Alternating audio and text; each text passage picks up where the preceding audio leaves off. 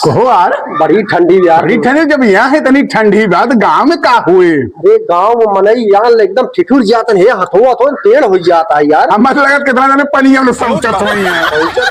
सवेरे हगहे ना जाते कितना। हाँ अरे आज वैसा है हम वैसे। गाँव रे घर बड़े मुंह के निकल ही आवा जाना, तब उतना ठंडी ना ही रही भैया। हाँ।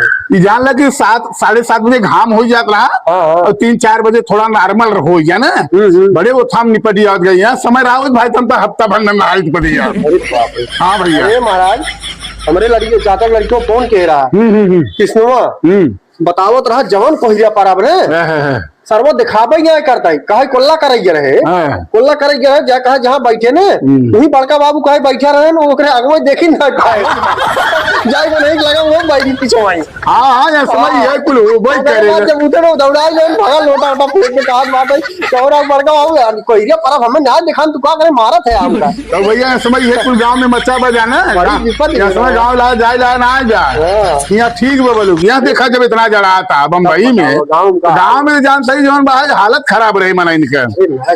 लेकिन एक चीज बात यार बढ़िया पूरे ने उतना खूब मिले यहाँ समय, खूब दवाई खवाबो गुड़िया कुछ सेला पाई ना हर जगह। हाँ भैया सही क्या था। अब फिर ठंडी गाँव चल गया। हाँ अब की परसल चलाई है। चलो बढ़िया कोट खरीदा जाए। चलो ठीक है, तब चल जाए। ठीक है भैया, ठीक है। चला जय श्री राम। जय श्री राम।